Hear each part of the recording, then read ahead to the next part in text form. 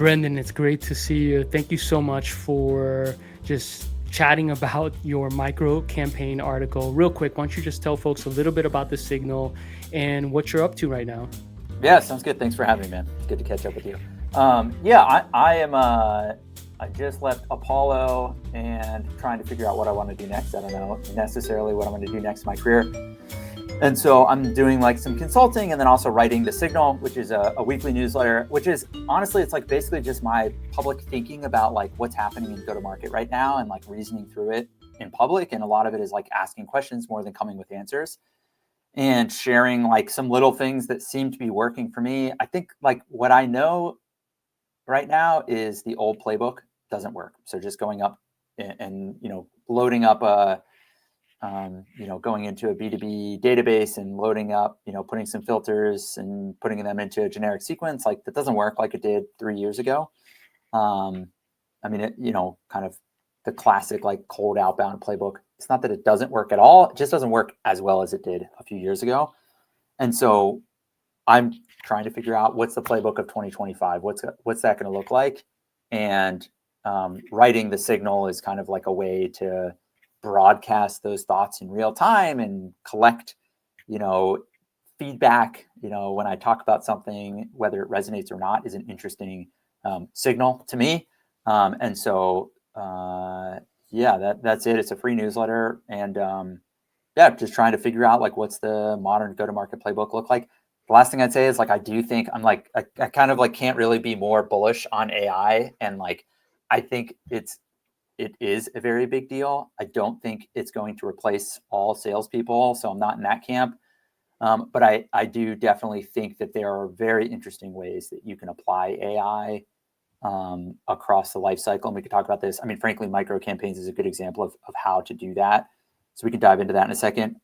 But I think a lot of this stuff also is like, it's just super early. We don't know how AI is going to be used in go-to-market. And so I'm trying to just like learn as much as I can so that as new motions or ways to use AI pop up in the next year or two, I can be there to kind of capture that alpha and frankly take advantage of it. Awesome. Well, for the folks out there watching this video, Brendan's been doing this for a long time. Like you have been in the space for as long as I can remember, right? Building companies, like being a thought leader. So he's not one of those, and not to bad talk anybody who's on LinkedIn or anything like that, that's sharing their thoughts, because I think that everyone's entitled to do that. But you're talking multiple, decades, right, in the game, not just building companies that actually emit signals and have helped shape the modern go-to-market stack, but also executing the actual motion. So just for the folks out there, definitely check out The Signal, learn. I look at your stuff all the time. I'm constantly learning from you. And so I really appreciate that. Let's dive into what the micro campaign is and the various steps so folks could listen to this and go ahead and start to implement it. Yeah, absolutely. So this term, I'm calling it a micro campaign. I don't know, maybe there's a better term for it, but it seems to be somewhat resonating. So maybe it's good. But the name is less important. I think that the goal is basically how I think about a micro campaign. So that kind of the old way of doing it is like you sign up for a B2B database or a LinkedIn sales nav, and it's like, I want to go after, your ICP, which is certain, band of employees, maybe a location, maybe some industries. And then you go after titles. So there's like, okay, these are the 5 titles I go after. So, okay, cool. There's a list. How you focus that list is like, there's many different ways to do it. A micro campaign is how I would define it is essentially, it's like the way you want to think about it is how would you research a person if you had the time to sit there and research them? And how would you build like the perfect list? And so this is like a highly targeted list. It's usually like 50 to maybe 200 people. It's really small, or relatively small. And then the third thing that I would say makes a great micro campaign is a signal that is time-based, meaning that signal is relevant today, but it's not going to be relevant in 2 months. So I'll give you a specific example. And like, one of the companies that I'm working with and what we're doing with them, and like basically they're kind of building this stuff internally. also, before I give the example, the other thing I'd mention is like, if I'm talking to a company, like I've done a lot of sales. I was an SDR and AE, I've built a couple of sales tech companies. Like I have decent amount of experience in the space. It's hard for me to come up with a great micro campaign for somebody else's business. That's like a good Turing test for me, is like, is this a creative enough experiment? Yeah.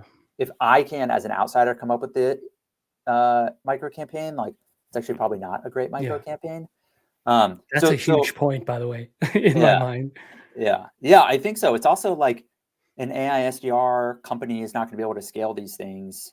Like if a consultant can't come up with it, a software is definitely not going to be able to come up with it. I think that's like, this is a unique thing about AI where it's like, the person has to come up with the experiment that or said inversely, I guess, is AI is not creative by nature. You have to have a human that gives it inputs and can pull out things from LLMs, right? But in my experience, when I try to have an LLM do like a creative thing and come up with a new concept, it's not actually very good at it.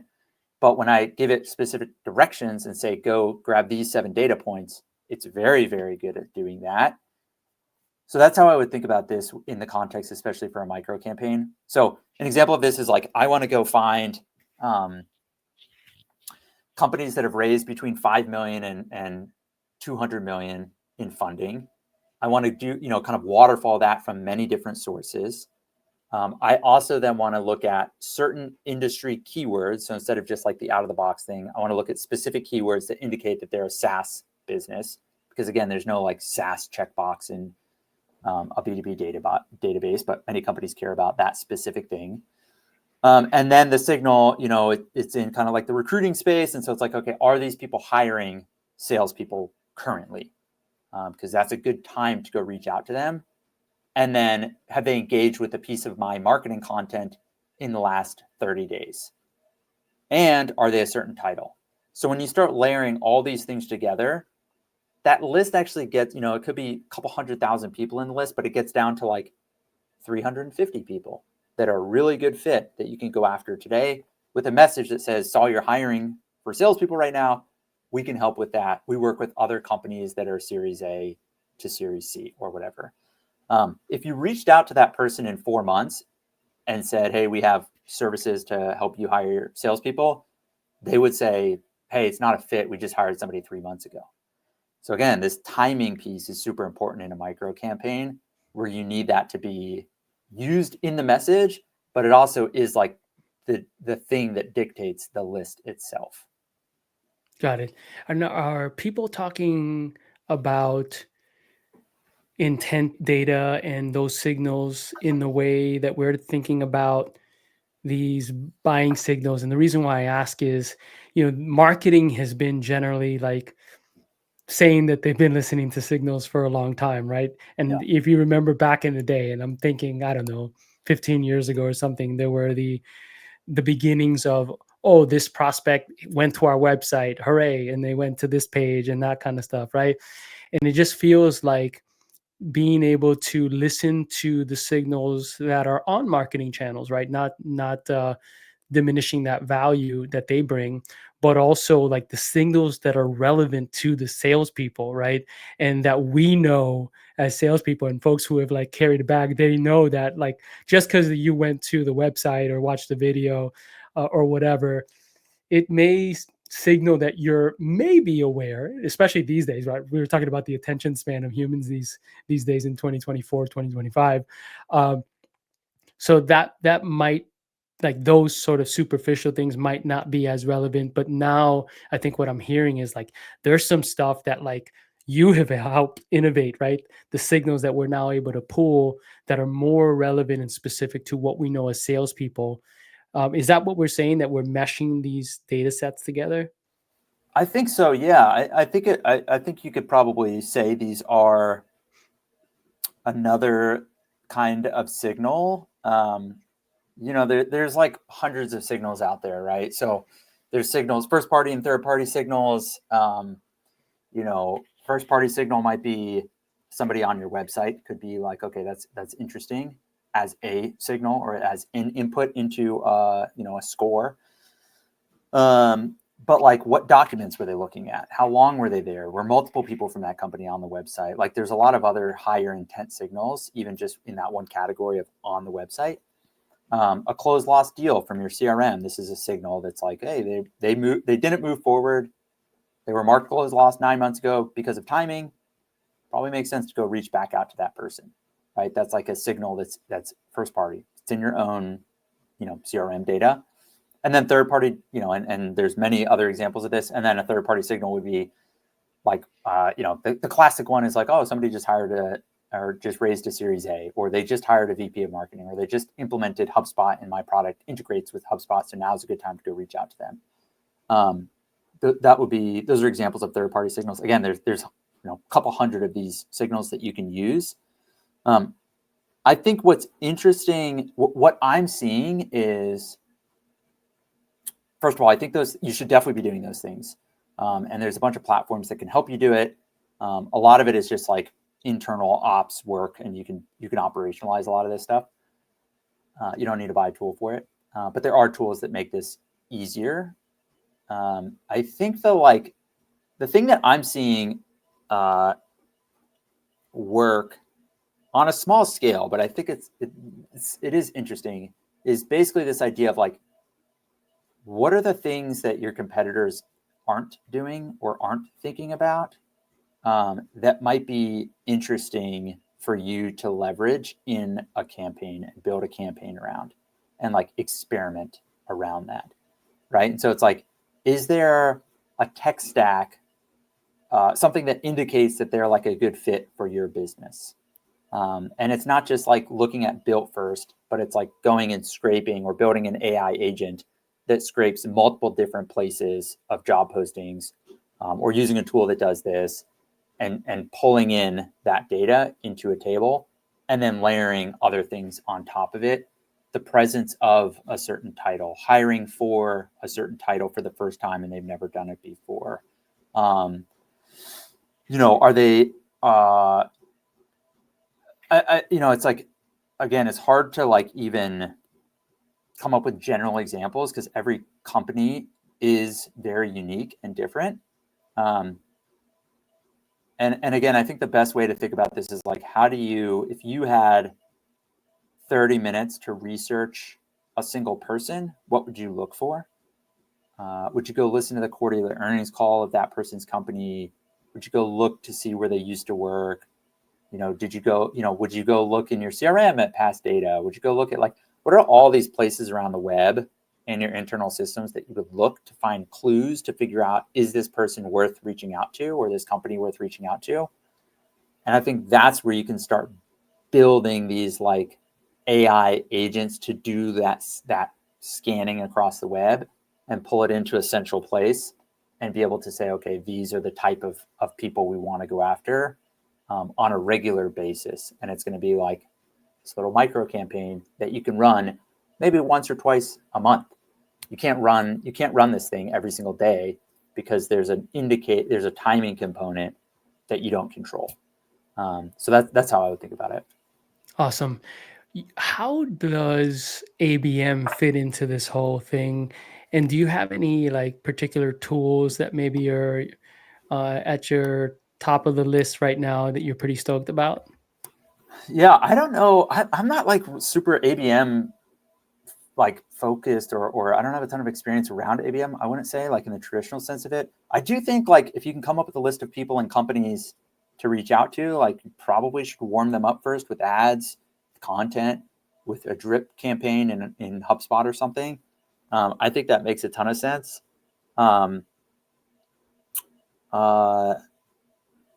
Yeah, I think that's going to become a more interesting play. I just haven't like personally shipped any experiments around that. But I do think it's like a better Sixth Sense. No offense to Sixth Sense. It's like, how do you instead of using a black box, it's like, how do you build something that's like custom built for you, that's like kind of looks like a tiering or a scoring system, but is purpose built for what you care about as a business. And the old way I would do this is like to hire somebody maybe overseas that would go build these lists. Now it's like I can have an AI agent built, and then they can just go scan, that agent can go scan these lists automatically. In terms of tools, I think Clay is super interesting. I think about Clay as just like a spreadsheet that has access to 80 data providers, and you can also point it at an LLM. So that's like a fundamental thing around micro campaigns that I'm using with Andreas, who I work with. He is like the Clay wizard. Y'all been working together for a long time. That's awesome. Yeah, he's great. And then I think there's other like signal platforms like Pocus and Koala and Common Room and RB2B and even Apollo and ZoomInfo, UserGems, Champify.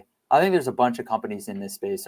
There's many others, many friends in the space that I forgot, but I think there's like interesting ways to kind of capture the data and then operationalize it, whether that's sending an automated email or just alerting a rep so that they can manually reach out.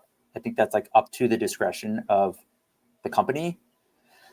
And I generally think we're like probably at peak outbound volume where like we probably should be sending more targeted things and less volume, but more effective things. That's my hope anyway.